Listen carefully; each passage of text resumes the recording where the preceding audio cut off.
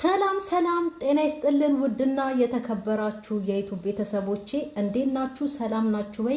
እኔ ያለው እግዚአብሔር ይመስገን እጅግ በጣም ደህና ነኝ። ሁላችሁም በያላችሁበት የእግዚአብሔር ሰላም ይብዛላችሁ። ኦርቶዶክሳውያን ዛሬ እንግዲህ የአብይን ጾም ጀምረናል። ጾሙን የበረከት ያድርግልን። እንኳን አደረሳችሁ። ሙስሊም ወገኖቼን እህት ወንድሞቼንም ደግሞ ከነገ ወዲያ ረመዳን ይገባል። ሁላችሁንም እንኳን አደረሳችሁ። የሁላችንንም ጾም እግዚአብሔር የሚቀበለው ያደርግልን እና ቤተሰብ እንግዲህ ምንም ጾምም ቢሆን ማለት ነው ትክክለኛውን ነገር ትክክል ነው፣ ጥፋት ነው ብሎ መናገር ኃጢአት አይደለም። ትክክለኛውን መናገር ኃጢአትም አይደለም፣ ያንን ሰውንም መበደል አይደለም። ስለዚህ ያየነውን ደግሞ ጥፋት ሆኖ ያየነውን አይ ይሄ ትክክል አይደለም ብለን ብንናገርም ምንም ችግር የለውም እና ዛሬ ልናገርም የፈለኩትኝ ደግሞ የአላዛርን እናት እንግዲህ እውነት ለመናገር የሆነ የብልግና ጥግን ዛሬ ደግሞ በጣም ያየንበት ነገር ነው። እንግዲህ ከጨዋ ቤተሰብ ማለት ነው ብዙ ጨዋ ነገር፣ ጥሩ ስነ ምግባር፣ ቀና አመለካከት ለሰው ልጅ ምን ያህል እንደሆነ ከጥሩ ሰዎች እናያለን እንማራለን። እና የትንሣኤ አክስት ዛሬ ለአላዛር ያሳየችው ጥሩ የእናትነት ጥሩ አቀባበል፣ ጥሩ ምክር እንዴ ዛሬ ይሄንን ቪዲዮ እውነት የአላዛር እናት ተመልክታው የአላዛር የትንሱ እናት የትንሱ አክስት አላዛርን በምን አይነት አቀባበል ተቀብላ እንዴት መክራ ትዳሩን በምን አይነት መንገድ መያዝ እንዳለበት ለእናቱም እናት ናት አትጣልም፣ እውነቷን ነው። የሷም ገደብ አለው፣ የሚስትም ቦታ አለው። ይህንን ሁሉ ባስረዳችሁ መጠን ማለት ነው ይህንን ቪዲዮ አይታ መድኃኒት የአላዛር እናት የእውነት ጥሩ ስነ ምግባርን፣ ጥሩ ባህሪን፣ ትዳር እንዴት መሆን እንዳለበት ምክር እንዴት እንደሆነ ከአላዛር ከትንሱ አክስትም እናትም በቃ መማር አለባት። ዛሬ የሰሩት ቪዲዮ የትንሱ አክስትና አላዛር ለአላዛር እናት ትምህርት ነው ከገባት ሰው ከሆነች ማለት ነው። እና ደግሞ ድፍረቷ በጣም ነው የገረመች። ማርያምን ትክክል አይደለችም። በታምር ተጀምሮ እስከሚጨርስ ትክክል አይደለችም። ትንሱ እኮ ቤቷን ለቃ እኮ ትንሱ ከናክስትሽ ጋጥ ወጥ ነሽ አለቻት። አይደለችም። ትንሱ ጋጥ ወጥ አይደለችም። አክስቷም ጋጥ ወጥ አይደለችም። ትክክለኞች ናቸው። ትንሱም አየናቸው እኮ ቤተሰቦቿ እናትየዋ ምን ያህል ቆንጥጠው እንዳሳደጓት፣ አክስቷም ምን ያህል ለትንሱ ቆንጥጣ እንዳሳደገቻት ዛሬ ታይቷል። ምክንያቱም በክብር ነው አላዛርን ሁሉ ማለት ነው። እርግጥ ነው ማንም በጉልበት በኃይል ሲመጣ እንኳን ደህና መጣ ብሎ የሚቀበል የለም። ምላሹን ሰጥቶ ነው እንጂ የሚሸኘው። የትንሱ አክስትም ያደረገችው ይህንን ነው። ምክንያቱም የአላዛር እናት ነገሯ ሁሉ ነገረ ስሯ ከመጠን በላይ ሆኗል። እሷም ተናግራለች። እሷ ከእናትነት ገደብ አለፈች ብለዋለች። ለእናቱ ልጅን መምከር፣ የትዳርን ሁኔታ ማሳየት ምናምን ነገር ያለ ነው፣ ግን ደግሞ የእሷ ከመጠን አለፈ ብላለች እና እውነቷን ነው። ኦቨርም የሆነበትን ምክንያት በደንብ ነው ደግሞ ዛሬ ያሳየች ምን አይነት ኦቨር ሴት እንደሆነች ማለት ነው። ለምን የሰው ቤት ድረስ ሄዳ ቤቷ ነው ሰው ሲመጣባት ገፍታን የመጣችባት ለስድብ ስትቃጣ መቼም የትንሱም እናት ሰው ናት፣ ይሰማታል። ስለዚህ እንኳን ደህና መጣሽ ብላ አጨብጭባት መልስላትም ቆመጣን ያወጣችላት። አያችሁ አይደለ? ክብር የሌለው ሰው፣ ክብር የሌላት ሴት ልጇንም ክብር እንዴት ነው አንገቱን ድፍት አድርጎ አላዛር ሲሰማ የነበረው።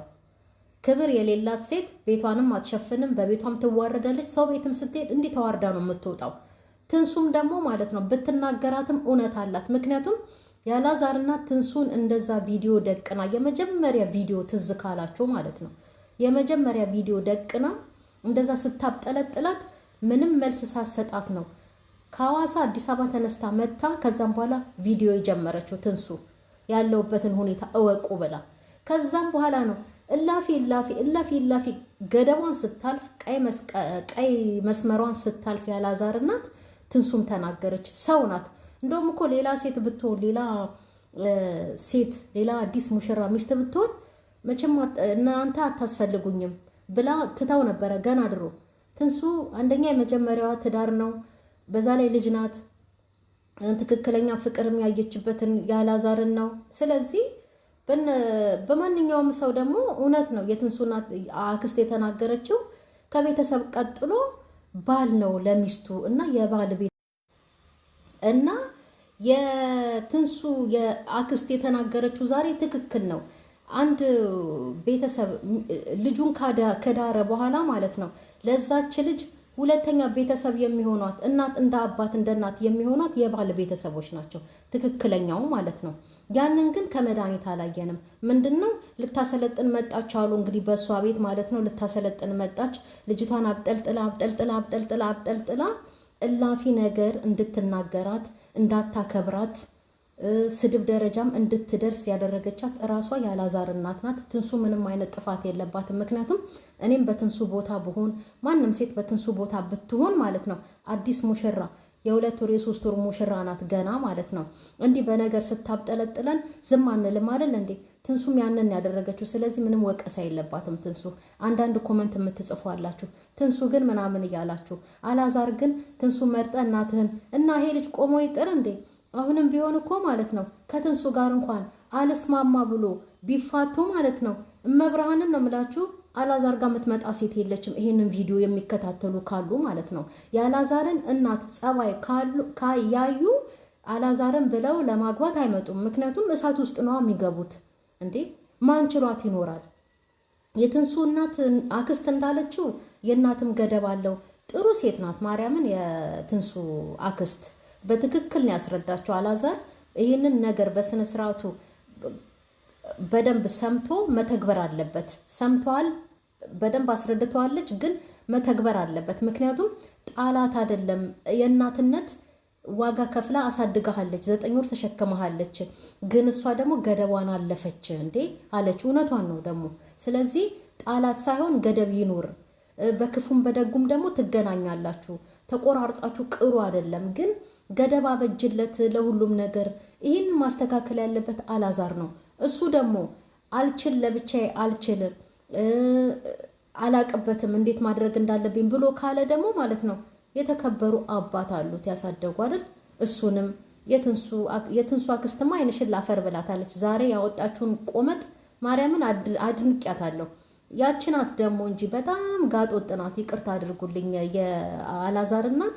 የምር እውነቴን ነው። ይሄ የመንገድ አስተዳደግ ነው። ሰው ቤቱ ሄዶ ሰው እንኳን አላስገባ ቢሎ ያጣ ለማኝ ተሳድቦ ይሄዳል እንደሚባለው ማለት ነው። ሰው እንኳን አላስገባ ቢል የትንሱና አክስት ተናዳባታለች። አዎ እሷ ብቻ ሳትሆን እኛም በምናየው በምትሰራው ነገር በነገሮቿ ሁሉ ተናደን ነው ወተን የምንለፈልፈው ማለት ነው። ስለዚህ በቤቷ ምንም መሳደብም ምንም ማድረግ ትችላለች። ገፍታ ሄደችው እሷ ናት።